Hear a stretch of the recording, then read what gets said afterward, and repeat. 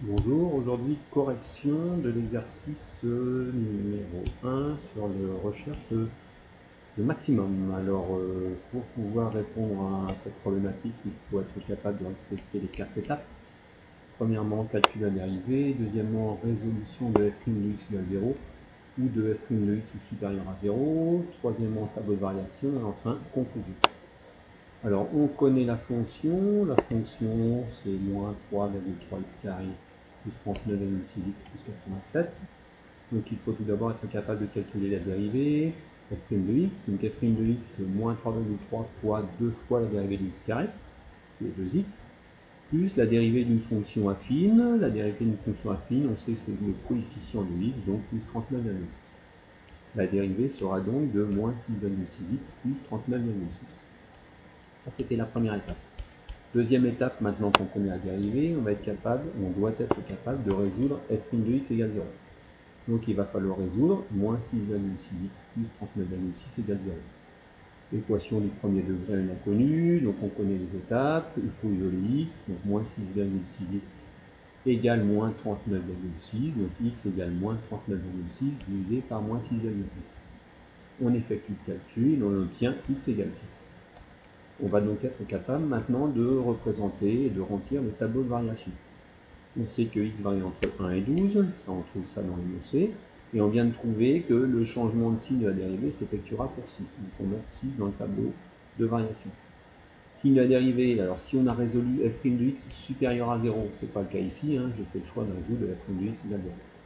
Mais on sait que nous avons obtenu 6 à droite de cette valeur, le signe de la dérivée sera le signe du coefficient de x de la dérivée.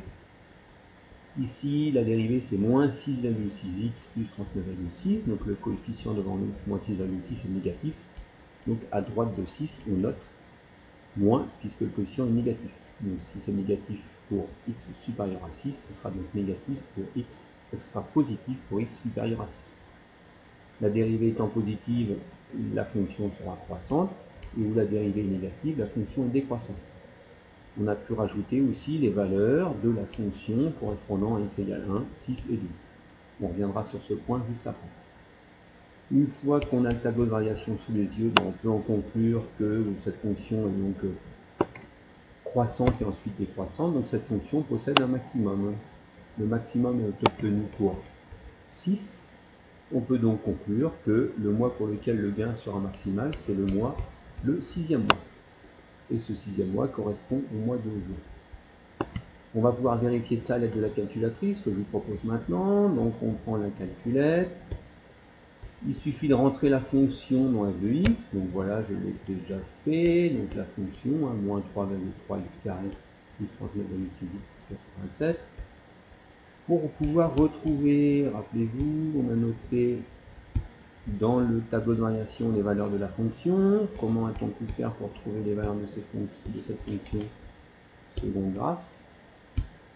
Et là, on note les valeurs de x qui nous intéressent et la calculatrice va nous donner les 3 valeurs de la fonction. 123,3 pour 1, 205,8 pour 6 et 87 pour 12. C'est ce que j'ai noté dans le tableau de variation. Alors, grâce à tout ça, on va être capable de définir une fenêtre pour la calculatrice. X min, c'est bien 1. X max, c'est 12. Y mini, donc la plus petite valeur, c'est 87. Moi, vous allez voir, je vais décider de mettre un petit peu moins pour être sûr d'avoir bien la totalité de la représentation. X max 205,8, je vais mettre un petit peu plus pour être sûr de bien visualiser toute la représentation graphique. C'est ce que vous allez voir ici. Donc je vais ma fenêtre. J'ai bien défini X min, X max, Y mini et Y max. Je représente ça graphiquement et ça doit confirmer ce que l'on pense et c'est bien le cas. La fonction est bien croissante pour être ensuite décroissante. C'est bien ce qu'on avait dans le tableau de variation. La fonction était croissante et ensuite décroissante. Comment vérifier la valeur du max sur la calculatrice? Vous avez pour ça cette possibilité-là. Faites seconde trace sur la calculatrice. Vous recherchez le maximum, donc vous voulez sur 4. Après, à l'aide des flèches, il faut définir la zone sur laquelle on recherche le maximum. Donc, je vais déplacer mon point qui clignote là à gauche pour mettre la borne inférieure de mon intervalle. Et je fais Entrée. Voilà, donc là j'ai commencé à définir l'intervalle sur lequel je recherche mon maximum. Je fais la même chose en passant de l'autre côté de ce maximum. On passe bien à droite du maximum pour être sûr de bien avoir défini l'intervalle. Voilà, j'y suis, je peux mettre Entrée. Donc là, la calculatrice va bien me rechercher le maximum sur l'intervalle que j'ai choisi.